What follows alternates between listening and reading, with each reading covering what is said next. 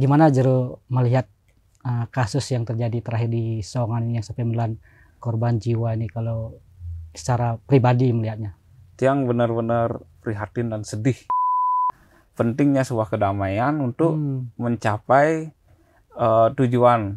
Jadi sebenarnya kalau kita terus berkonflik, walaupun kita punya lahan, walaupun kita mampu untuk berusaha, kalau kita berkonflik nggak mungkin bisa maju. Lontarnya mengatakan batu karu sampai antap sai, kan itu nih. Tulang ging jagat Bali. Tulang ging jagat Bali. Itu nggak boleh dirusak, sama sekali nggak boleh dirusak. Kemarin itu bisa menjadi pengalaman yang berarti bagi kita semua ya. Dan ini adalah sebuah, bagi saya ini cihne dari Indo Utara.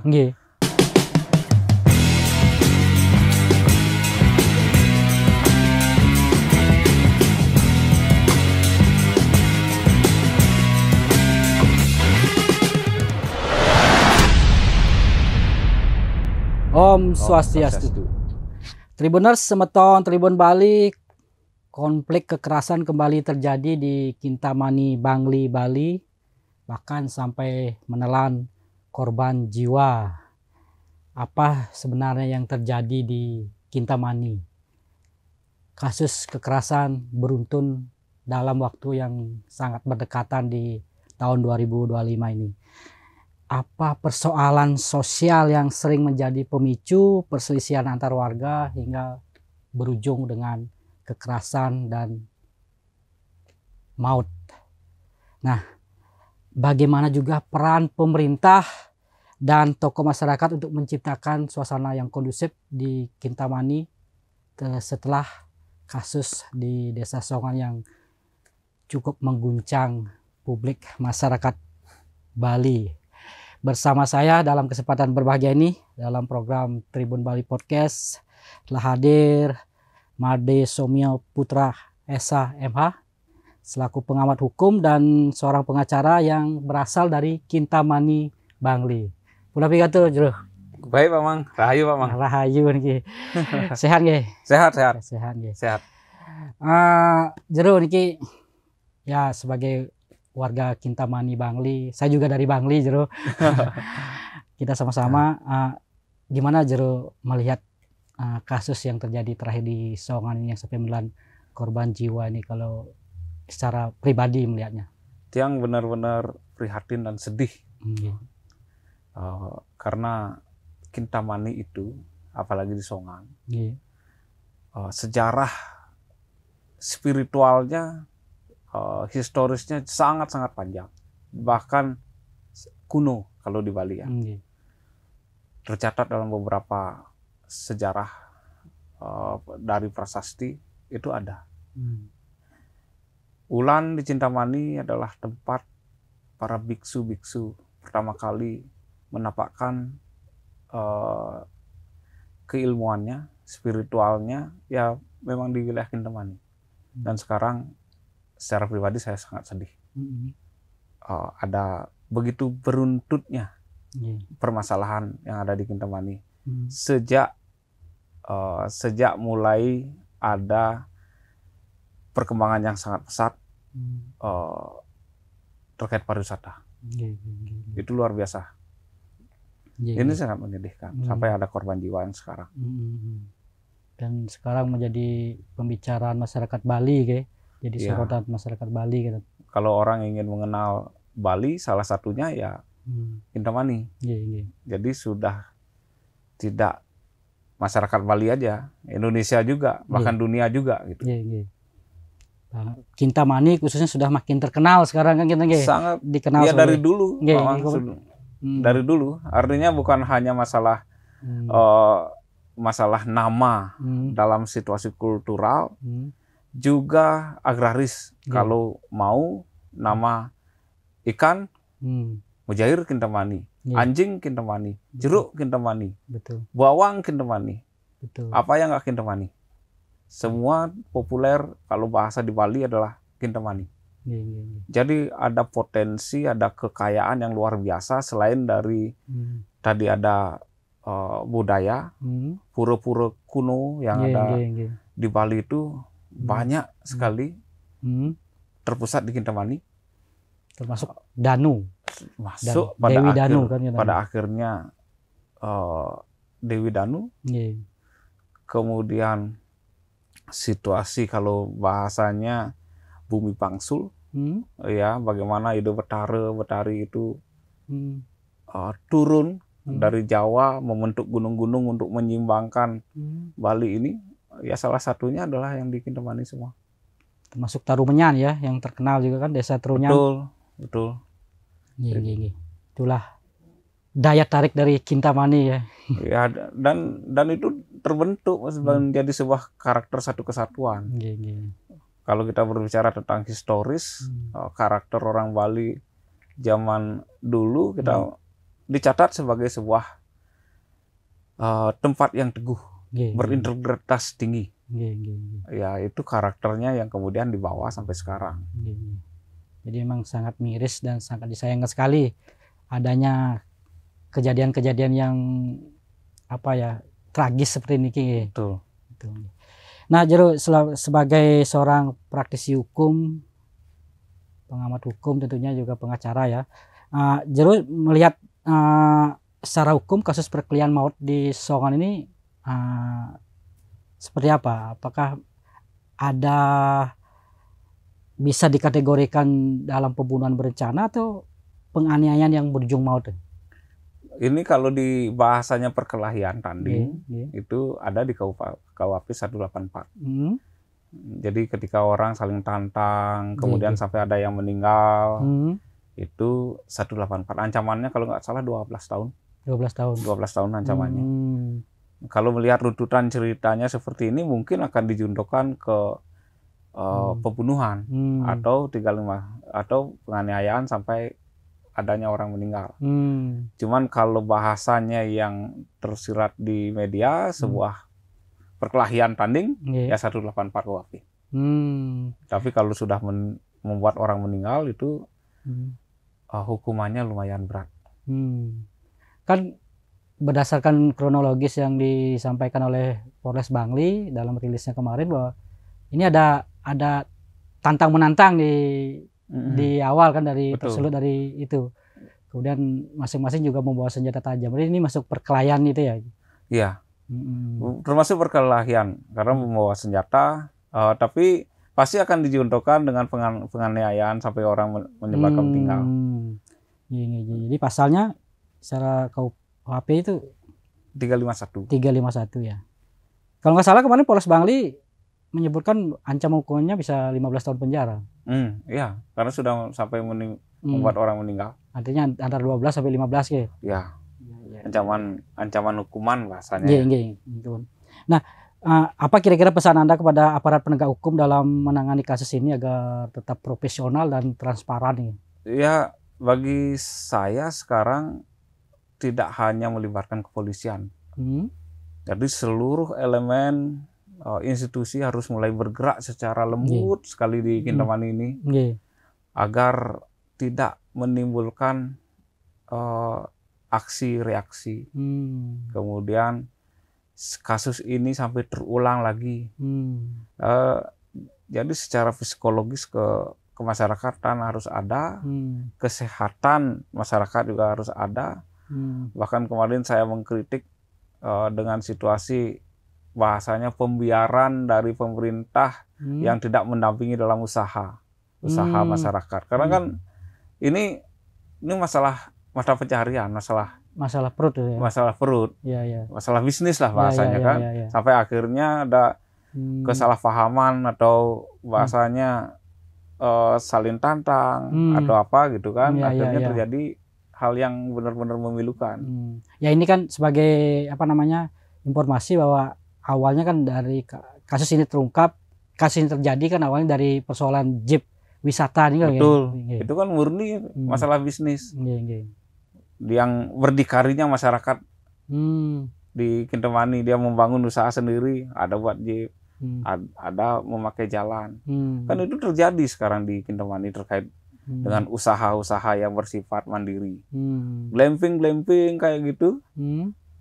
Tiap daerah itu sudah mulai, tiap tempat itu asalkan punya view, bahkan mereka bisa meminjam uang sampai miliaran membentuk sebuah gini glamping yang diawali hanya camping kayu bakar biasa, tenda biasa itu sekarang mereka tumbuh berkembang pesat. Kalau dulu kita ingat mungkin Pak Mang itu kan di wilayah bawah itu kan batu-batu rejeng. Ya, betul. Dengan kemandirian masyarakatnya, tanah-tanah yang batu-batu yang rejeng itu sekarang sudah bisa tumbuh. Sudah bisa menjadi sentra bawang sekarang. Kan itu luar biasa. Nah ini yang sebenarnya bagi saya harus di-manage dengan baik, karena kalau tidak di-manage, diatur, ya konflik jadinya. Ini kan berarti secara sosial kultural ini salah satu pemicu ya? Salah satu pemicu hingga memunculkan tindak kekerasan tersebut. Betul, salah satu pemicu. Belum lagi kita tadi saya terangkan masalah karakter yang teguh, harga mereka punya kehormatan yang tinggi. Itu rasa pride sebagai keluarga, sebagai persaudaraan itu di orang-orang Kintamani, khususnya di Songan itu masih sangat tinggi kok. Sangat tinggi. Kalau kita jalan-jalan, misalnya ke tempat saudara di sana, kalau pulang ada bawang bisa banyak sekali kita dapat itu istilahnya. Itu karakter persaudaraannya itu sangat kental. Yang sendiri merasakan ketika berkunjung ke Songan gitu ya, ke Kintamani gitu kan, pulang itu pasti selalu bawa oleh-oleh. Ya, itu luar biasa memang karakter di sana. Cuman memang kan perkembangan sekarang yang begitu pesat. Semenjak COVID, yang awalnya benar-benar agraris, masyarakatnya sekarang udah masuk lagi kapitalis, pemodal, danau, sekarang sudah mulai ada dikomersilkan. Kemudian hutan, masalah BKSDA Bali, itu kan berunut dengan begitu cepat nih masalah, sehingga terlihatlah Kintamani sebagai tempat berkonflik jadinya, tempat yang penuh masalah. Salah satunya ya sampai ada nyawa yang seperti ini, yang bagian menurut saya itu bagian dari yang tidak terpisahkan dari satu dengan yang lain. Jadi ini bagian juga dampak dari perkembangan pesat pariwisata nih. Aspek-aspek perubahan sosial, kalau dari sisi hukum itu sudah terjadi. Salah satunya adalah ekonomi, karena adanya pariwisata. Jadi selama ini memang peran pemerintah tidak terlalu tidak maksimal. Tidak maksimal ya untuk mengatur, mengelola usaha-usaha masyarakat di sana terkait akomodasi, transportasi wisata itu. Ya. Ini kehadiran pemerintah yang diperlukan untuk mendampingi, untuk mendampingi masyarakatnya dari lapisan bawah, dari tokoh-tokoh yang paling di bawah, harus mulai mengedukasi, bersilaturahmi dengan bahasa tutur, mengingatkan bahwa pentingnya sebuah kedamaian untuk mencapai tujuan. Jadi sebenarnya kalau kita terus berkonflik, walaupun kita punya lahan, walaupun kita mampu untuk berusaha, kalau kita berkonflik nggak mungkin bisa maju. Iya betul, pastinya. Iya, cuman mungkin komunikasi itu yang tidak tersambungkan. Nah, tadi Jero sempat nyinggung soal tokoh masyarakat. Sejauh ini peran tokoh masyarakat di Songan dan juga khususnya di Kintamani seperti apa untuk menciptakan suasana yang kondusif gitu? Ya, jadi untuk menghindari konflik-konflik tersebut. Saya berusaha untuk melihat secara objektif dulu ya. Kalau dulu mungkin sangat bagus, tapi dengan perkembangan materialistik seperti sekarang, apalagi dengan wisata, ego-ego itu muncul, masing-masing masyarakat itu muncul. Mungkin beberapa faktor menyebabkan ya para tokoh jenuh juga untuk berbicara, karena sudah seperti sendiri-sendiri nih ngambil, bahkan bisa dibilang adat juga mungkin terlihat, bagi saya sih sudah terlihat mulai berkurang perannya. Nah, di sini hanya mengedepankan rasa keyakinan bahwa iraga nak menyamo, iraga nak apa dane, bagi tiang tuh selain bersaudara kita sesama warga kan kayak gitu. Itu aja yang menjadi modal sekarang itu. Tapi kalau sudah rasanya tidak nyambung, sulit untuk menyatakan bahwa ini sama saudara, sama warga, kan agak sulit. Apalagi pergeseran dari nilai-nilai tutur sudah bergeser ke nilai-nilai material. Jadi tutur itu kalau dulu dengan sistem ulu apad kita nggak boleh ngelawan degag bahasanya ke kakak paling ke guru-guru kita, orang tua kita. Kawian guru ngorain ngoyong gitu. Dia sekarang udah nggak, jarang seperti itu. Orang tua jarang memberikan tutur. Yang masih muda jarang mendekatkan diri ke orang tua. Apalagi dengan pendidikan yang sudah luas di luar sehingga mampu untuk berargumentasi. Tutur sistem ulu apad yang ada di pegunungan menjadi berkurang. Sehingga itulah yang menjadi kekurang tertiban. Kalau dulu sistem ulu apad yang kita pakai di pegunungan, misalnya di desa siapa yang paling kelih, pakai juru kebayan, di bawahnya nggak boleh. Betul.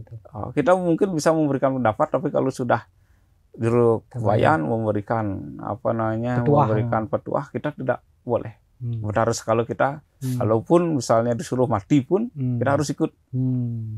Kalau misalnya di dadio siapa kaliannya, juga berprinsip yang sama. Kalau di keluarga siapa ayah kita, makanya itu disebut dengan guru. Siapa ayah kita itu harus kita turuti. Terus kalau umpamanya di persaudaraan siapa kakak, siapa yang dituakan, siapa kakek, harus tidak boleh menentangnya. Itu yang terjadi zaman dulu. Nah sekarang itu terdegradasi nilai-nilai seperti itu. Terjadi pergeseran. Bahkan sangat cepat, perubahannya sangat cepat sekarang gitu. Dan ini juga terdampak juga oleh pariwisata yang menghadirkan arahnya ke persaingan, mulai ke persaingan bisnis seperti ini. Betul. Ini kan kalau kita berbicara murni ya, dilihat dari perspektif persaingan usaha, ya jelas persaingan usaha. Karena debatnya itu masalah parkir dan jalan. Kalau berbicara dengan kasusnya yang di Tajen juga hampir mirip. Ada lahan. Ada cuan gitu ya. Ada kok nggak kasih tahu ke kami. Ada yang seperti ini kan artinya itu masalah bisnis. Di samping harus bersaing dengan sesama warga di sana, tiba-tiba juga ada kapitalis yang masuk. Tebing-tebing dipongpong semua. Ada dikeruk buat hotel yang besar. Tiba-tiba di BKSDA sudah ada izin kepada PT Tanaya berkonflik. Nah sekarang juga di hutan di Kedisan atau di Suter bermasalah. Tiba-tiba mau bahasanya kapal pesiar. Di danau katanya mau dibikin kapal pesiar. Ya walaupun sudah diralat ya. Katanya bukan kapal pesiar tapi kapal yang lebih kecil aja gitu. Artinya itu kan ada keterjutan atau shock pada masyarakat yang nggak nyambung. Kita maunya kayak apa sih ke depan nih. Jadi masyarakat itu nggak diberikan pemahaman. Kita punya alam yang bagus, ini mau diapakan? Apakah mau kapitalistik atau kerakyatan? Masing-masing boleh buat glamping, tapi diatur. Kan itu. Itu, nah ini yang belum nyambung nih. Masih jalan sendiri-sendiri ya. Jalan sendiri-sendiri. Warga sendiri-sendiri. Belum terkoneksi lah itu rasanya. Ini mungkin karena kecepatan perkembangan zaman dan pariwisata di sana ya. Ya ini mungkin tidak diimbangi oleh edukasi ke masyarakat. Bahasanya tidak didampingi. Kalau saya bahasanya tegas tidak didampingi. Jadi masyarakat mereka dengan insting bisnisnya, bahasa berdikari, orang-orang yang memiliki karakter itu dia maju dia. Oh, berkembang sendirinya ketika sudah jadi, tergopoh-gopoh ini pemerintah.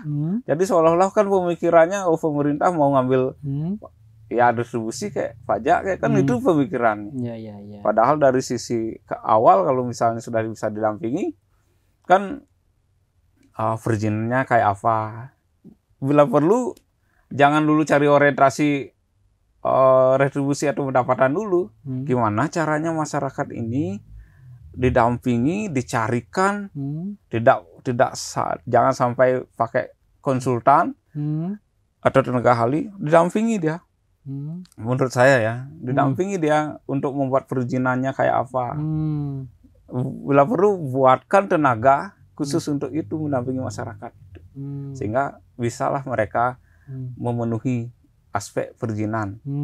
Buatkan sistem yang tepat untuk memungut atau retribusinya, sehingga bisa pakai pendapatan ke pemerintah kabupaten. Nah sekarang kan ini yang masih orientasinya yang belum jelas. Apakah kita mau pakai kapital dari luar atau kerakyatan yang seperti ini. Nah itu yang belum nyambung nih. Jadi ada bilang miskomunikasi ya. Belum nyambung ya. Belum nyambung. Tidak terkoneksi dengan baik. Iya. Tapi memang ya begitu yang harus kita mulai berbenah dengan cepat. Ada kesadaran yang tidak harus menunggu lama. Jadi kita harus menyadari kita punya potensi yang yang luar biasa. 3 gunung berderet, kalau kita hitung dari pura penulisan itu 4 gunung. Di bawahnya adalah danau.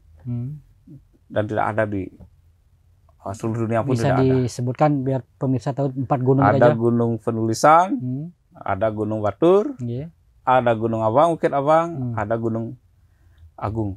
Kalau pagi atau sore dilihat dari puncak penulisan, Gunung Rinjani kelihatan. Gunung Rinjani pun kelihatan Jadi kalau kita berderet, karena itu memang ada tuturnya, ada lontarnya.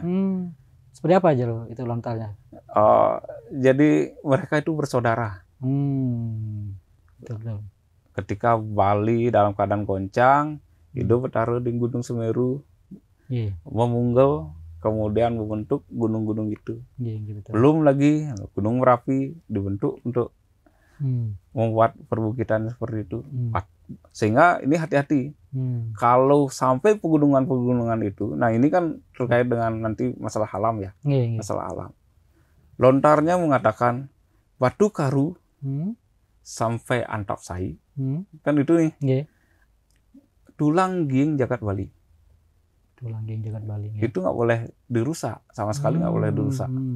Nah sekarang masalahnya hutan sudah mulai tereksploitasi. Terus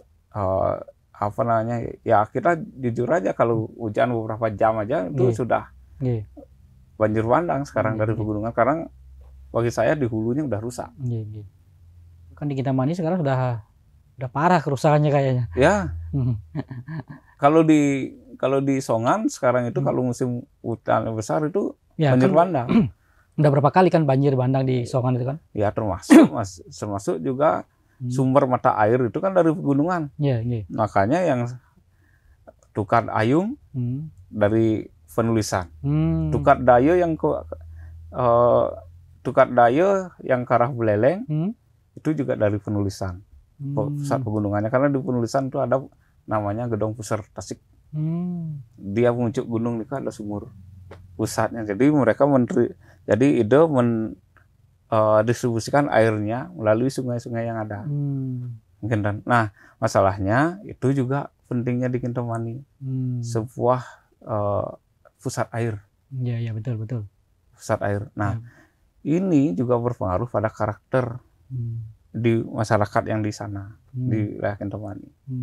Kita mengetahui bahwa dengan karakter-karakter, cerita-cerita leluhur, dan memang yang sudah ada sebagai ciciran yang patut kita yakini, kita punya kebanggaan tersendiri sebagai orang Kintamani. Di samping memang karakter-karakter tertentu yang dipengaruhi oleh perubahan sosial yang sangat cepat. Iya, iya. Itulah yang menyebabkan permasalahan-permasalahan baru. Iya. Kita harus cepat sadar jadinya. Iya. Harus benar-benar cepat sadar. Karena kalau enggak, kita cepat sadar bahwa ini terjadi situasi perubahan yang cepat, kita harus eling. Ya. Ya ego itu akan muncul, Betul. sadrifu itu akan muncul. Sehingga saya merasa benar, ini juga merasa benar, konflik lah kita terjadi. Iya. Kayaknya memang apa ya, kompleks juga permasalahannya. Kompleks. Makanya di sinilah kita harus benar-benar dengan penuh kesadaran. Mungkin selain menyadarkan masyarakat ya, tadi seperti yang Jero sampaikan, apa, menahan egonya gitu kan, juga perlu kontrol bagi pembangunan pariwisata juga ya Jero ya. Sangat perlu law as social engineering. Jadi aturan hukum itu adalah peran utama untuk mengatur. Masalahnya sekarang selama ini hukum itu selalu terlambat.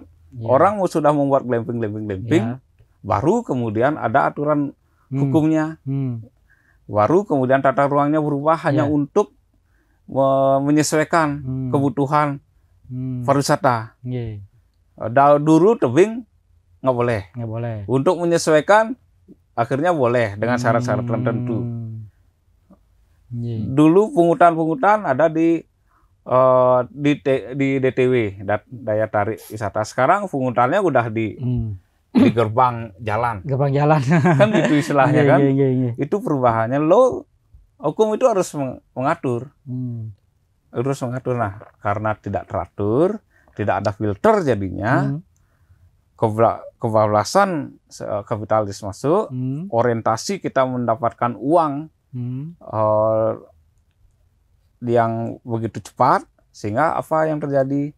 Hutan kita berikan izin dari konservasi berubah menjadi taman wisata alam. Pak masyarakat nggak tahu, tiba-tiba di sana udah ada bangunan, konflik lah lagi. Kan seperti itu nih prosesnya. Ini orang sudah menempati dia bertahun-tahun, tiba-tiba di Jakarta prosesnya OSS entah apa gitu tuh, tiba-tiba datang PT Tanaya sudah punya izin, masyarakat nggak tahu, konflik lagi. Seperti itu. Dan perubahannya selalu prosesnya terlalu cepat ini. Terlalu cepat dan hukumnya lambat. Hukumnya lambat. Hukum lambat. Udah dibangun baru ngurus EMB gitu. Betul. Kadang-kadang sudah masyarakat mungkin semua sudah memandang ini akan ada pembangunan. Ya kalau sudah ada pembangunan baru kemudian tergopoh-gopoh. Oh, buat izinnya dong. Kan gitu. Itu keterlambatan. Ada unsur kesengajaan juga kayaknya itu, Jero. Jadi kalau kita harus berterus terang kepada seluruh masyarakat Bali ya. Kalau kita mau mencari tempat-tempat ilegal, itu semua ada di Kintamani. Yang menjadi rahasia umum, menjadi sebuah pembiaran. Misalnya kasus Tajen. Itu kan ilegal. Iya, betul. Sudah terjadi tempat pembunuhan. Rata-rata semua menjadi terjadi kok sekarang. Kenapa kita nggak legalkan aja sebagai sebuah perda atraksi budaya? Galian C. Kenapa kita data ruangnya tidak diberikan saja sebagai penghidupan masyarakat di sana? Kemudian apa lagi? Selain Galian C, tadi Jeep ya. Ini Jeep ini yang baru dan sekarang kan kita tahu itu sangat luar biasa. Itu ratusan dah. Ratusan bahkan kalau pagi itu lalu lalang seperti itu. Kenapa kita nggak atur, berikan kesempatan mereka sehingga pendapatan daerah masuk? Kan gitu. Selain Jeep sekarang hutan. Kenapa nggak masyarakat dulu kita berikan peluang untuk menggarapnya? Kenapa tiba-tiba kok orang-orang tertentu yang mendapatkan informasi dan dapat mengaksesnya? Itu juga penting bagi saya untuk mengutarakan ini. Apa lagi di Kintamani? Banyak sekali. Jadi banyak pembiaran ya. Banyak pembiaran. Dan ini artinya berlarut-larut. Akhirnya menimbulkan konflik, menimbulkan korban kan gitu. Betul. Tiba-tiba saja ada niat untuk membuat bahasanya kapal persiar. Negara memberikan hak hibah kepada Pemkab Bangli ya untuk mengelola dermaga. Untuk mengelola itu ditunjuklah PT BMB Perseroda yang awalnya adalah Persda. Dengan plus dari Persda ke Perseroda itu ditambah dengan usaha wisata. Masalahnya dia sudah ditunjuk menjadi usaha wisata, kan gitu? Usaha wisata dia yang ditunjuk, tapi ternyata dia kerjasama dengan investor dari Korea. Artinya dia sebenarnya tidak mampu, walaupun tidak mampu mengolah yang ada sehingga memerlukan bantuan investor asing. Masalahnya lagi sudah ditunjukkan ini sudah mau ada konsorsium. Jadi kalau konsorsium pasti lagi ada pembukaan saham dan lain sebagainya. Jadi kalau dikulik-kulik pemerintah Pemkab sendiri dengan harapan sudah diberikan oleh pemerintah pusat untuk mengelola gitu, ternyata porsinya pendapatannya akan sedikit. Kenapa masyarakat yang sudah berdikari di Kintamani itu tidak diberikan kesempatan terlebih dahulu untuk mengelola, diinformasikan, dilibatkan. Jadi tiba-tiba tidak ada uji publik, tidak ada komisi publik, itu sudah ada terlebih dahulu. Konservasi taman wisata alam juga seperti itu. Kurangnya ini nggak matching, nggak nyambung tadi saya bilang. Betul. Ya banyak ya di Kintamani ini. Tadi kan sempat terkait jeep pariwisata ini kan yang sekarang kan menjadi primadona kan bagi wisatawan yang ke Kintamani kan, untuk melihat sunrise di pagi hari. Tapi sejauh ini memang belum ada pengaturan atau tata kelola mungkin sudah ada ya, mungkin sudah ada. Jadi kan dengan kesadaran masyarakat yang masih perlu dibina, perlu ekstra yang lebih keras lah bahasanya. Biar nggak salah saya mengatakan pemerintah tidak bergerak gitu kan. Mungkin sudah ada tapi perlu usaha yang lebih keras lagi. Terutama juga terkait dengan glamping yang ada. Itu rentan sekali menjadi sasaran empuk oknum. Jeep itu juga sasaran empuk oknum kok. Bisa jadi ya? Bisa jadi, karena misalnya tentang, ini tidak platnya, mobilnya mati, mobil rakitan. Kalau di glamping juga seperti itu. Ini di tebing udah punya izinnya nggak? Terus galian C juga, ini sudah ada izinnya nggak? Kan gitu. Artinya itu rentan sekali permainan untuk oknum-oknum tertentu yang ingin mengambil kesempatan di sana. Tajen juga seperti itu. Iya, tajen pembiaran ya. Dibiarkan jadi abu-abu gitu ya. Dibiarkan jadi abu-abu menjadi makanan para oknum ini. Iya. Sengaja tidak dilegalkan gitu. Iya, bagi saya sih seperti itu. Iya. Nah, terkait jeep itu kan banyak juga di antara ratusan itu kan, mungkin jumlahnya bisa sampai ribuan malah ya, Jero ya. Itu kan sudah ada komunitas-komunitasnya itu kan. Betul. Itu emang potensi untuk terjadi pergesekan memang sangat rentan. Sangat rentan karena gunung itu ketika tidak teratur, pasti poin-poin mana, spot-spot mana akan diambil. Kedua, mereka harus membangun jalan. Jadi jalan itu bisa menjadi eksklusif bagi orang yang membentuk trek itu. Sekarang bukan jeep lagi, motor cross sudah ada juga. Artinya ini itu rentan kalau tidak cepat kita mengantisipasi dengan mengaturnya secara hukum. Betul. Aturan yang pantas, aturan yang tepat, dan dilaksanakan dengan perlindungan hukum yang tepat. Perlindungan hukum yang tepat, M. Hajon itu mengatakan ada preventifnya, ada represifnya. Kalau preventif ya kita harus dampingi dia. Kalau represifnya, kalau udah melanggar ya hukum. Betul. Menurut yang gitu. Sehingga sama-sama berusaha dengan baik membantu pemerintah Kabupaten Bangli. Pada akhirnya feedbacknya dapat dirasakan ke masyarakat. Feedbacknya itu apa? Jalan diperbaiki, trotoar diperbaiki, pendidikan kita lebih bagus, kesehatan lebih bagus. Dan yang penting kan juga masyarakat yang berusaha merasa nyaman kan gitu. Betul. Merasa nyaman. Betul. Nah, tentu ini bisa menjadi masukan masukan bagi pemerintah Kabupaten Bangli ya, dan juga Provinsi Bali, bagaimana bisa menata jeep pariwisata yang di Kintamani itu ya. Iya, Jero, banyak ya, potensi kok ya di supaya lebih teratur ya. Lebih Seperti yang teratur. disampaikan tadi Pak Jero, ini untuk menghindari Konflik, konflik-konflik berikutnya, karena kemarin sudah itu bisa menjadi pengalaman yang berarti bagi kita semua ya. Dan ini adalah sebuah, bagi saya ini cihne dari Indo Betara Nggih. untuk mengambil momentumnya. Jadi pemerintah sebenarnya sudah diberikan jalan ini oleh keadaan, oleh waktu, bahwa oh ini loh masa depan ini akan terjadi banyak konflik. Sekaranglah saatnya. Alasannya adalah ini sudah pergesekan ini sudah terjadi. Wajib pemerintah itu untuk mengaturnya agar tidak terjadi masalah yang berulang. Mampu nggak itu? Betul. Nah, itu ini sekali lagi ini jadi momentum ya untuk harus perbaikan. Menjadikan momentum. Cukup kasus yang kemarin menjadi pelajaran berharga agar ke depan tidak terulang lagi ya. Betul. Ya. Betul. Ini harus jadi momentum, Pak Man. Betul. Harus. Nah ini ya kembali pada goodwill dari pemerintah, introspeksi diri kita, Tiang juga harus jadi bahan renungan, kok bisa seperti ini tempat kita kan gitu. Nah mungkin Jero sebagai praktisi hukum juga bagaimana melihat peran pendidikan hukum dan kesadaran masyarakat di Kintamani ini, di Songan, untuk bisa ditingkatkan ya, supaya tidak memilih jalan kekerasan selalu untuk menyelesaikan sebuah permasalahan. Ya, wawasan kita bagi saya harus diperluas. Dunia itu terlalu luas untuk kita berribut di internal kita.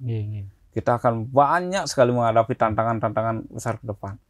Baik pendidikan, faktor ekspansi ekonomi dari luar, kemudian faktor IT sekarang, teknologi. Ya. Jadi kita harus berpandangan lebih luas ya. Berpandangan lebih luas menghadapi tantangan-tantangan ke depan. Daripada kita berkonflik dengan kekerasan. Otomatis kita akan mewariskan konflik kalau kita berkonflik sekarang. Betul. Masa iraga uyut, otomatis kan nanti anak kita melihat ini contoh. Jadi masa depan itu bagaimana contoh kita sekarang. Bagi Tiang, kalau ingin anak kita berkonflik ya kita berkonflik aja. Tapi kalau mau anak kita damai, kita harus damai.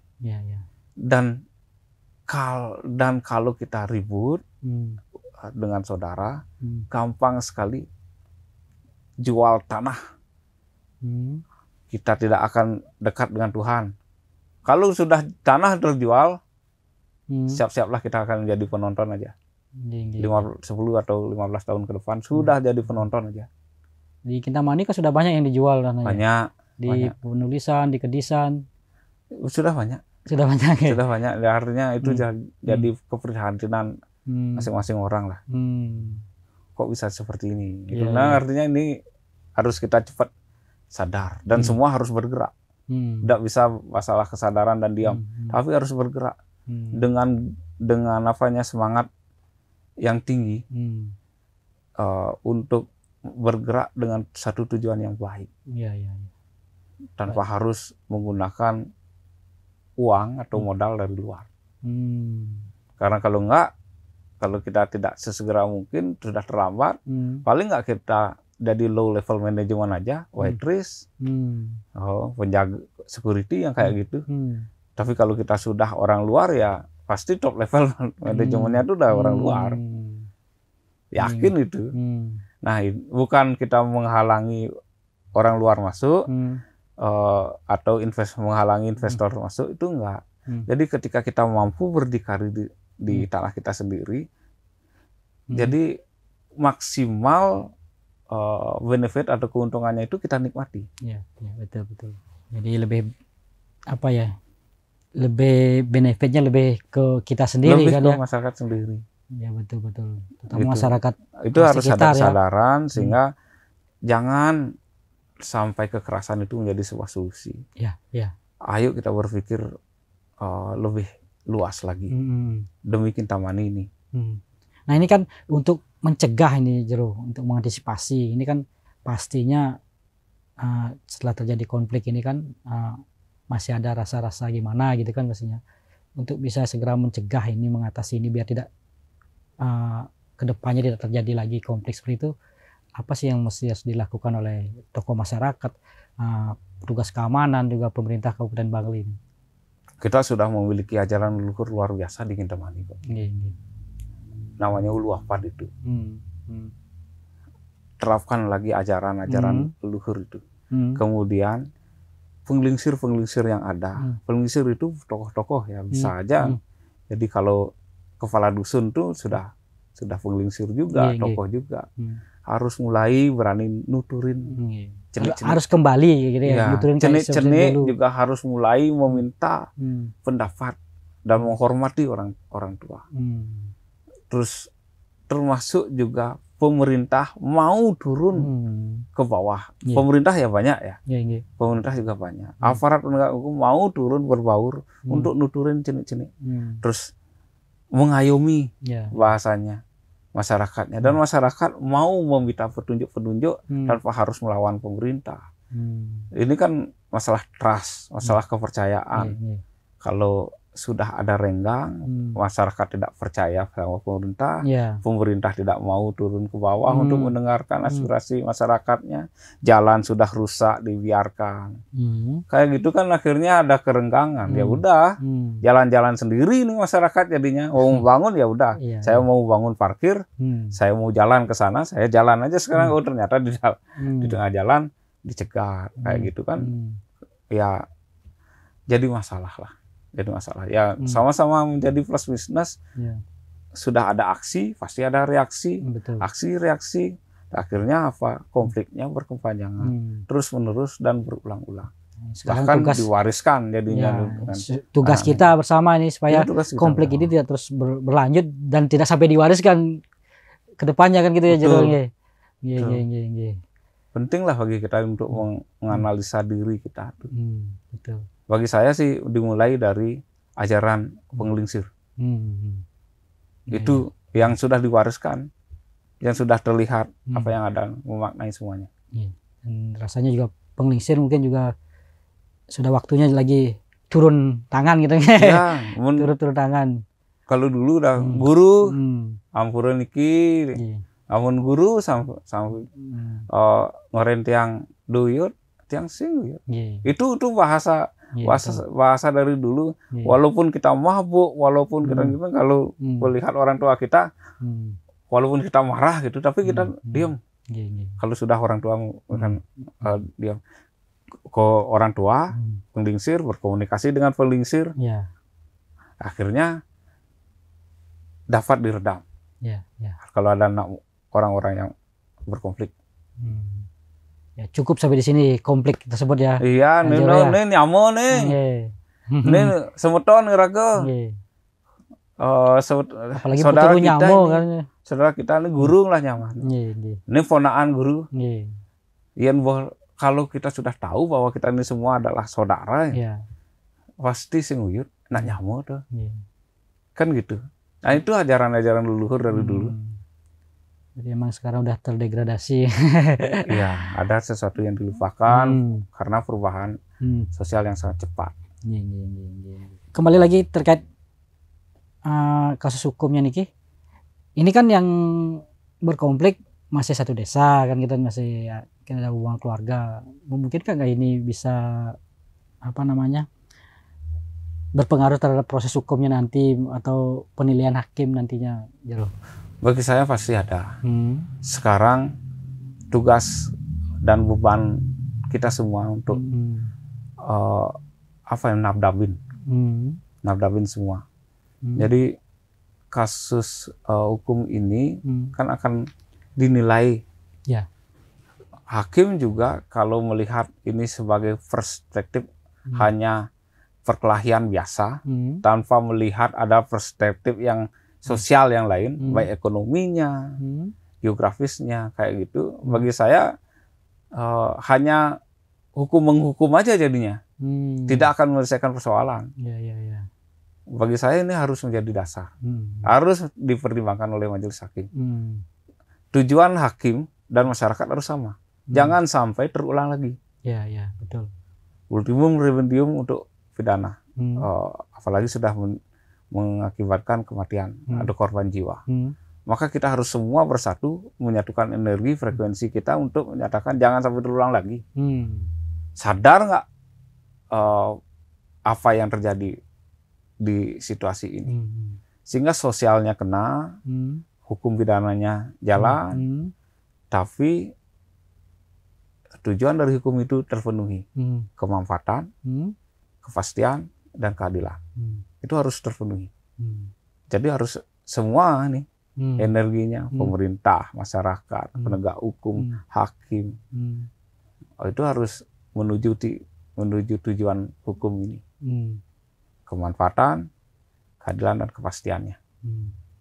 Dan tujuan utamanya jangan sampai terulang lagi. Konflik seperti ini terulang lagi. Ya. Saya kira itu kunci dari poin utama dari obrolan kita hari ini, Jero. Kita bersama-sama supaya tidak terulang konflik yang serupa. Terima kasih dengan Pak Mang, situasi yang sekarang melalui podcast ini juga bersumbangsi ya. Memberikan pemahaman. Terima kasih, Pak. Baik, Tribuners, semeton Tribun Bali, demikian obrolan saya sore hari ini bersama Jero Madisumi Putra, supaya semoga bermanfaat bagi Tribuners, dan kami akhiri dengan Paramo Santi. Om Santi, Santi, Santi. Download Tribun X sekarang, menghadirkan lokal menjadi Indonesia.